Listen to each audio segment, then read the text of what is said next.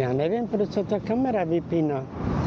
A toto je vlastne, neviem, patrí to síce k Dunaju, ale vlastne, jak vidíš, nie je to rameno Dunaja, že by tiekol, to je stojatá voda. Vlastne tu. Takže to je ďalšia časť toho Dunaja, čo ide pod týmto dlhým veľkým mostom.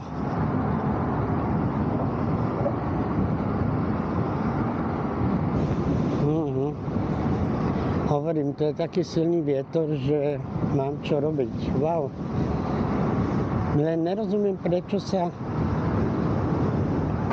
vypína kamera. To teda neviem. Jaký je tam problém. Má to s tým mikrofónom čo robiť, no tomu neverím. Technik nejsom, takže neviem.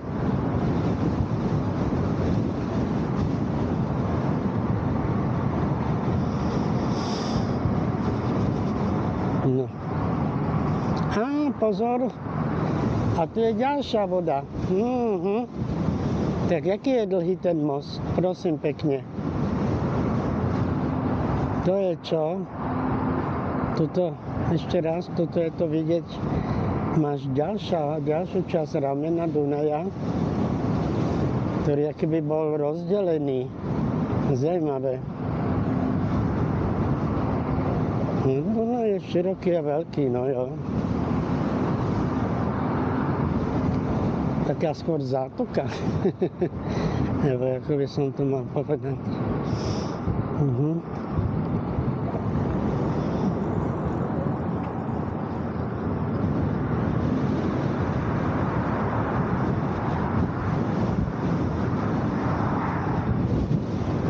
No.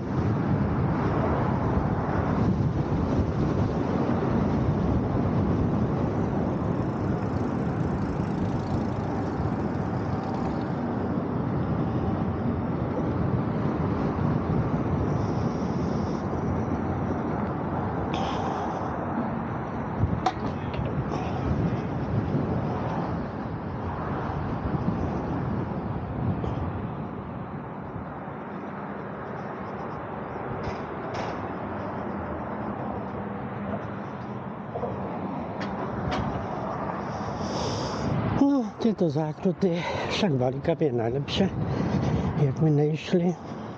Doprava vôbec ne, a toto sú doprava, takže si to tuto vždy vyskúšam. No, že to pekne, ne? No, ale neviem prečo sa mi tá kamera stále vypína. No, tuto už sa vraciam tou cestou, čo ide od Gabčíkova smerom do Bratislavy, lebo za mnou tam vlastne by bol smer ďalej do Gabčíkova, keď sa nemýlim. No, tu je vetrisko jak blázon.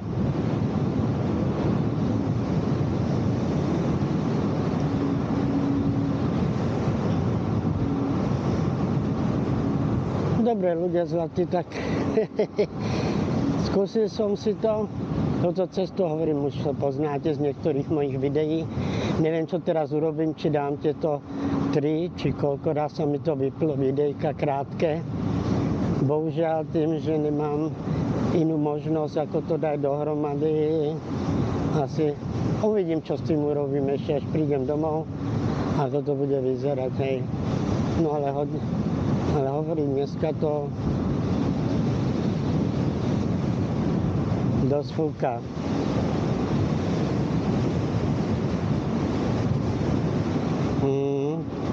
No jo, nedá sa nič robiť, je to tak. Dosť silný vietor. Ne.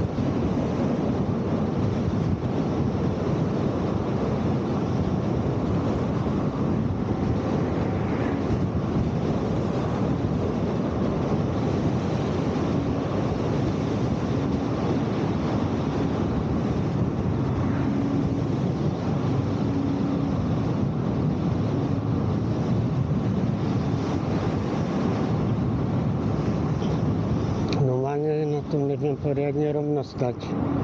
Aký je silný ten vietor.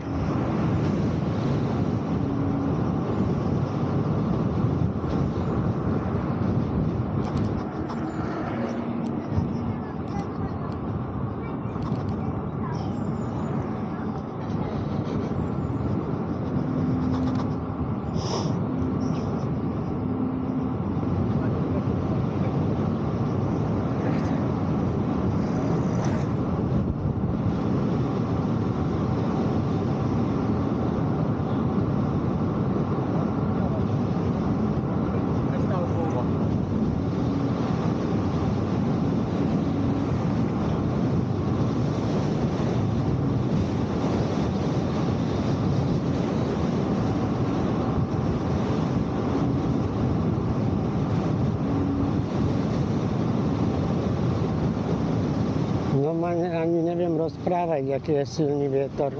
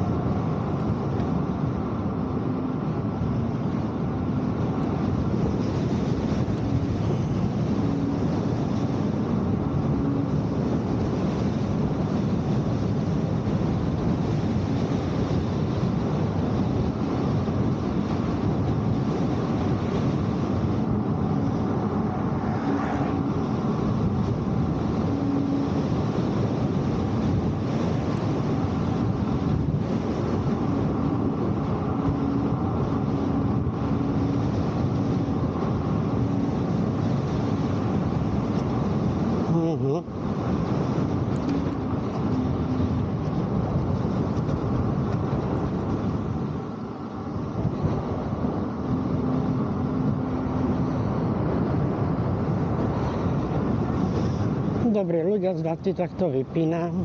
Tento raz ja už to vypínam. Takže až niekedy zasa.